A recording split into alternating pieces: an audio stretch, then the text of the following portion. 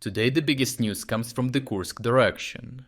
Here, Russian forces, after falling short of their operational goals, decided to go all in the most massive mechanized assault to secure a foothold in Malaya Loknya. As the core of Ukrainian defenses held strong in the face of the Russian onslaught, Ukrainians are grinding down Russian offensive capabilities, pushing them ever closer to complete culmination. The goal of the Russians was to once again try to approach Malaya Loknya by establishing a foothold in the settlement of Viktorovka. Since the previous Russian attempts at taking Malaya Loknya with frontal assaults failed, they adjusted their approach and tried to attack it from the south. This way they can cut off the Ukrainian forces in Malaya Loknya by establishing fire control over the main supply road, undermining the Ukrainian defensive operation.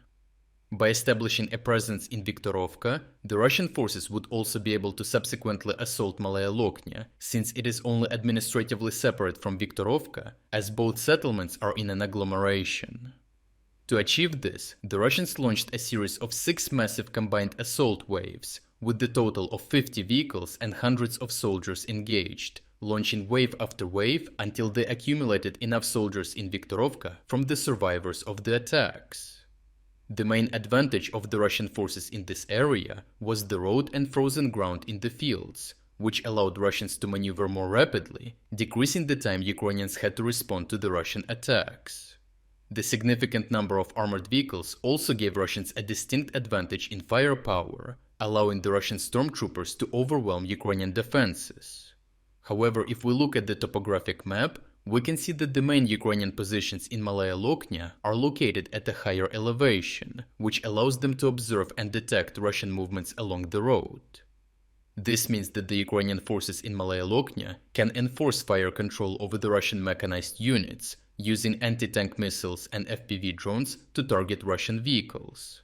Simultaneously, the Ukrainians placed landmines across the road to Viktorovka, which could disable the lead vehicle and hold the entire armored column with it. Combat footage from the area reveals the demise of the Russian mechanized assault unit sent to Viktorovka. The lead vehicle of each column was effectively disabled by landmines or FPV drones, which stopped each vehicle behind it. Scared of becoming sitting ducks for Ukrainian artillery, the Russian soldiers immediately dismounted from their BMPs once they stopped driving and attempted to take cover in nearby trenches and dugouts.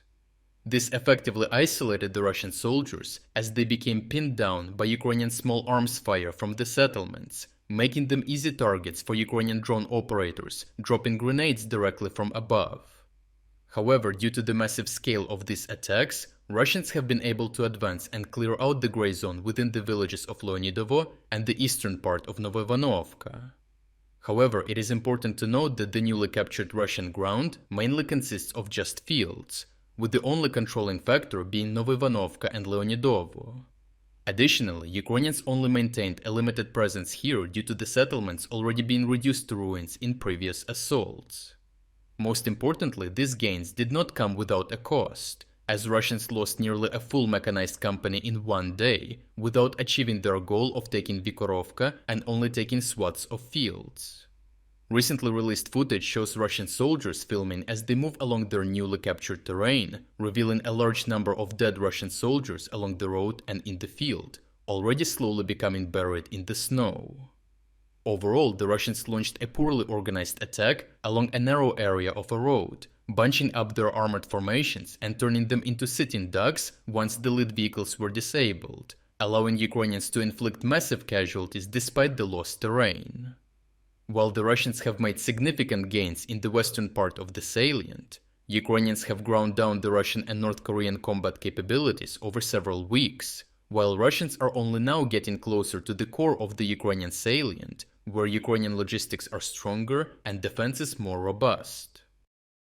If you are against the invasion of Ukraine and you want to support the work that I am doing, consider subscribing to our own independent news website. Here you can find our exclusive strategic insights, comprehensive overviews of all fronts, and regular tactical analysis videos. By subscribing, you will not only show your support for this channel, but also help and defend independent journalism. The link to our website is in the description. Thank you for watching this report, and I appreciate everyone who stepped up to join us.